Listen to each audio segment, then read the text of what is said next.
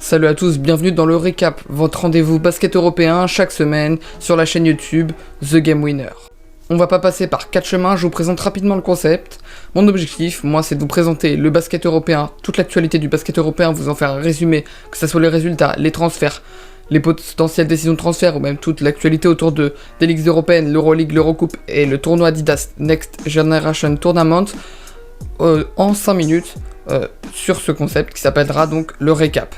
Rendez-vous chaque semaine le mardi à 20h pour une nouvelle vidéo, donc je te conseille de t'abonner et d'activer la cloche de notification pour ne pas manquer le prochain épisode du récap qui risque d'être plus riche en actualité que celui-là où je présente vraiment cette série.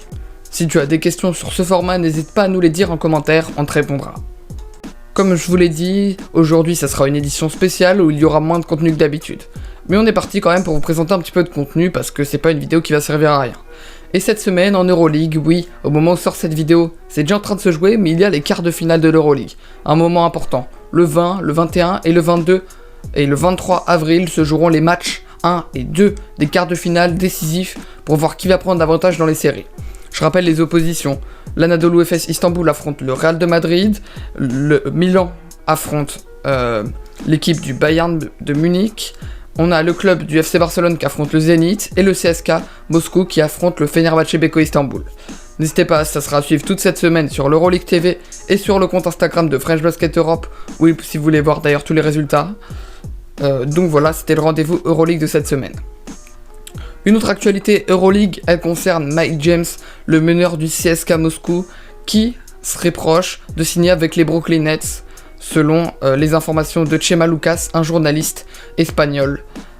En effet, on avait déjà entendu quelques petites rumeurs comme quoi il pourrait partir du côté des Knicks ou des Nets, en tout cas dans la grande ville de New York, et apparemment il rejoindrait l'équipe de Kyrie Irving, de James Harden, mais aussi de Kevin Durant pour le reste de la saison. Du côté de l'Eurocoupe, pas de match cette semaine, mais on sait désormais les clubs qui pourront obtenir une licence de 3 ans dans le nouveau format de l'Eurocoupe.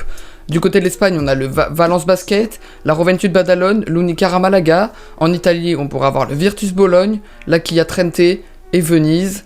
Du côté de la Russie, on pourra attribuer cette licence au Lokomotiv Kuban Krasnodar, en Grèce à Prometheas Patras, en Serbie au Partizan Belgrade, en Slovénie, dans un club slovéno-croate à Ljubljana, et en Allemagne au Ratio Farm Ulm. N'oublions pas aussi que côté français ont été cités les Metropolitans 92.